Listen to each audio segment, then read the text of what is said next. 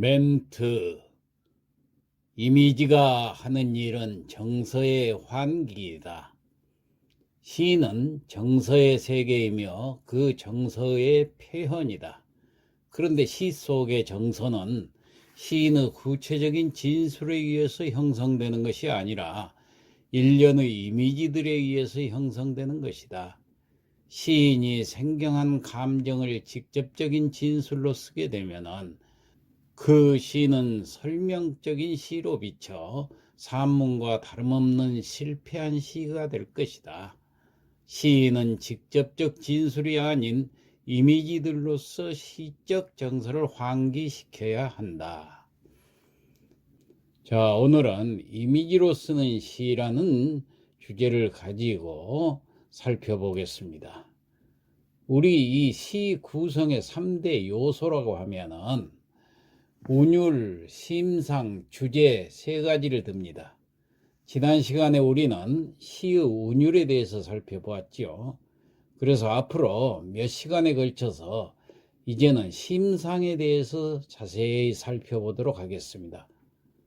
그럼 심상이라는 무엇인가부터 알아봅시다.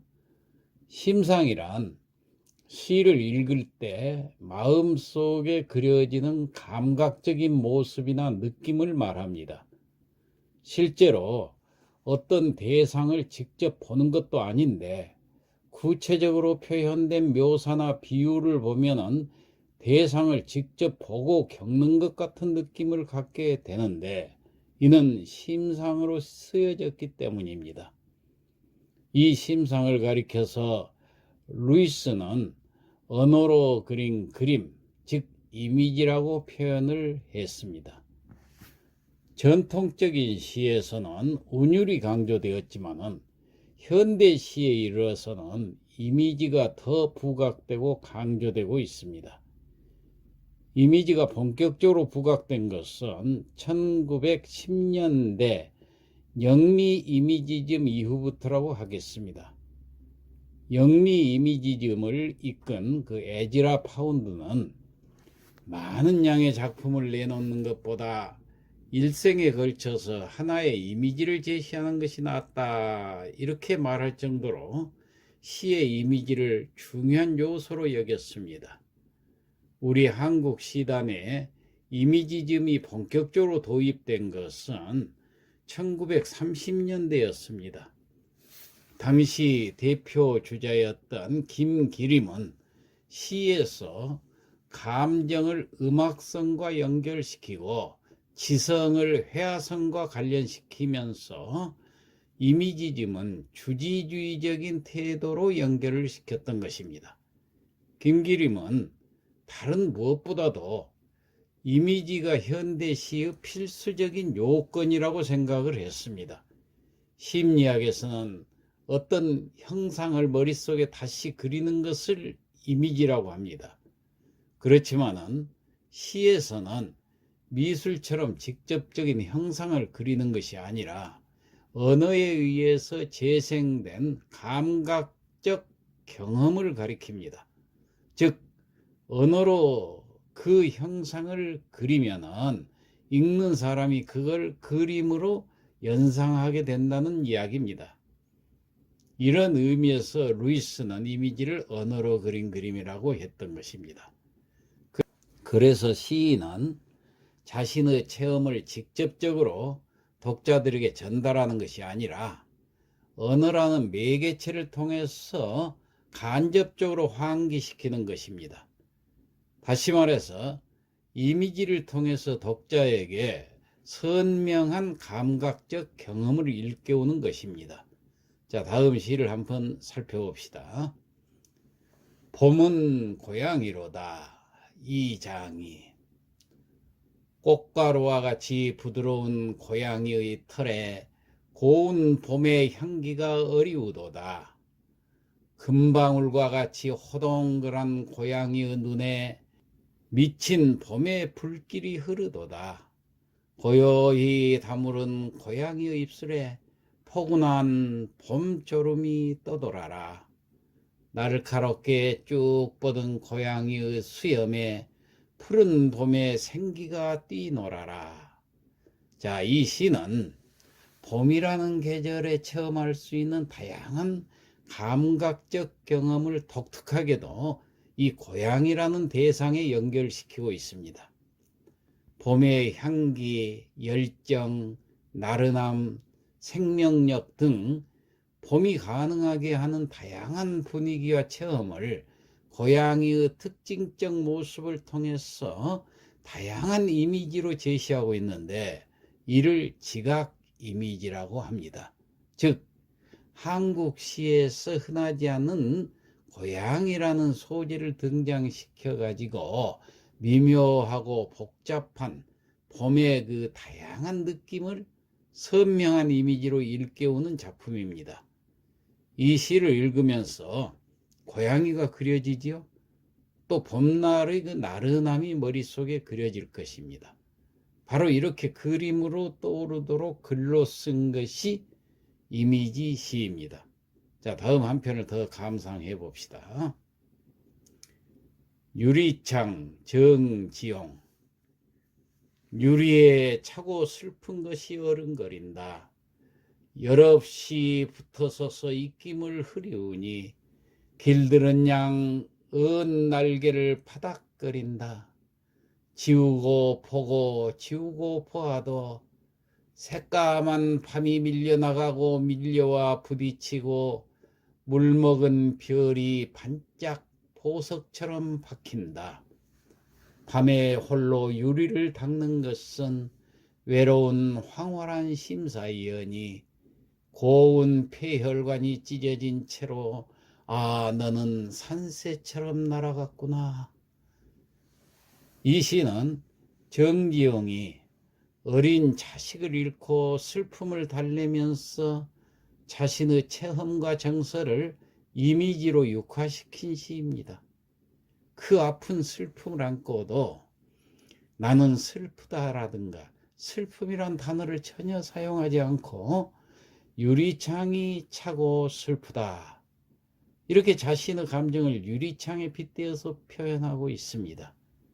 다시 말해서 자신의 감정마저도 어떤 것이라는 그 사물로 대상화해 가지고 표현함으로써 자신의 내면과 거리를 유지하고 있습니다.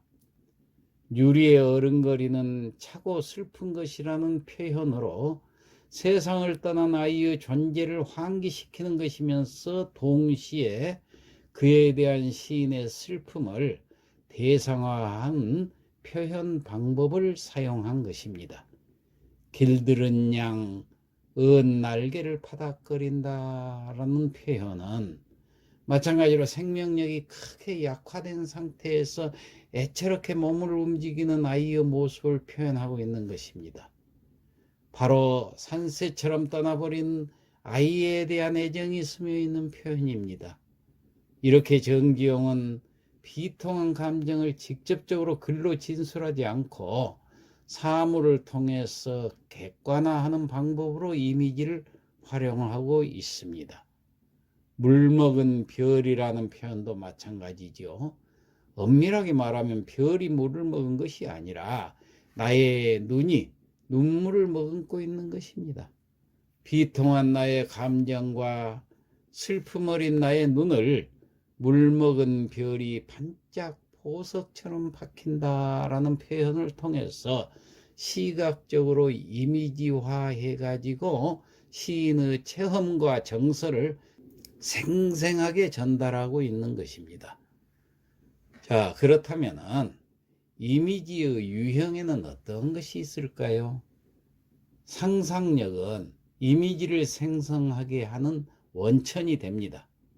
한편의 시에 나타난 이미지는 단순한 사물이나 현상의 재현이라기보다는 시인의 상상력에 따라서 재구성된 것입니다. 상상력은 이미지를 만들어내고 또 작품 속에서 이미지를 결합시키는 역할도 합니다. 그래서 우리는 어떤 감정을 표현하고자 할 때에도 어떤 이미지를 표현할 것인가 생각하면서 상상력을 키우는 연습을 해야 합니다. 그럼 이미지에는 어떤 종류 이미지가 있는지 알고서 이를 활용해 보아야겠습니다. 역시 상상력이 이미지 형성에 끼치는 유형에 따라서 첫째, 지각 이미지, 둘째, 비유적 이미지, 셋째, 상상적 이미지, 이 세 가지로 이미지를 나눌 수가 있습니다. 그렇지만 초보자들이 시를 쓸 때는 가장 많이 활용하는 지각 이미지로 표현하는 방법을 주로 연습하는 게 좋습니다. 그래서 앞으로 지각 이미지에 관한 내용을 몇 시간에 걸쳐서 설명을 해보고자 합니다. 먼저 시각 이미지에 대해서 그럼 알아보겠습니다. 자, 지각 이미지. 지각 이미지는 작품을 읽을 때 독자의 정신 속에 일어나는 감각적 경험에 의해서 형성되는 이미지를 말합니다. 즉 감각적 경험을 마음속에 환기시키는 이미지입니다. 따라서 지각 이미지는 인간의 감각기관에 따라서 시각 이미지, 청각 이미지, 미각 이미지, 촉각 이미지, 후각 이미지, 근육 감각 이미지 등으로 나누어 볼 수가 있습니다. 그 중에서 먼저 시각 이미지에 대해서 알아볼까요? 자, 시각 이미지. 눈을 통해서 빛깔이나 모양이나 움직임, 크기 등을 보는 듯한 느낌을 말합니다. 즉, 색깔을 표현하거나 모양이나 크기를 나타내거나 움직임을 나타내는 시어 등에서 이 시각 이미지를 볼 수가 있습니다. 예를 들어서 뜰에는 반짝이는 금모래빛이라는 구절에서 우리는 시각 이미지를 느낄 수가 있죠. 그럼 다음 예시에서 시각 이미지를 찾아봅시다. 고래가 이제 횡단한 뒤 해협이 천막처럼 퍼득이요.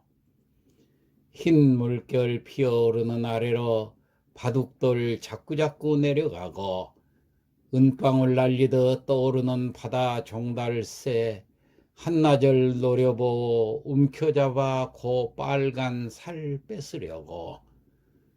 정기용 바다 일부분입니다. 자, 천년에서 고래가 횡단한 뒤에 바다 움직임을 퍼덕이는 천막으로 비유하고 있습니다. 이로써 바다에 대한 새로운 심상을 생동감 있게 전해주고 있습니다. 파도가 밀려와 물에 부딪히는 모습을 흰물결 피어오르는으로 표현해서 시각적 심상을 제시하고 있습니다. 다시 파도가 밀려나갈 때 모습을 바둑돌이 자꾸자꾸 내려가는 이렇게 또 표현을 해가지고 그 전경을 선명하게 시각화하고 있습니다.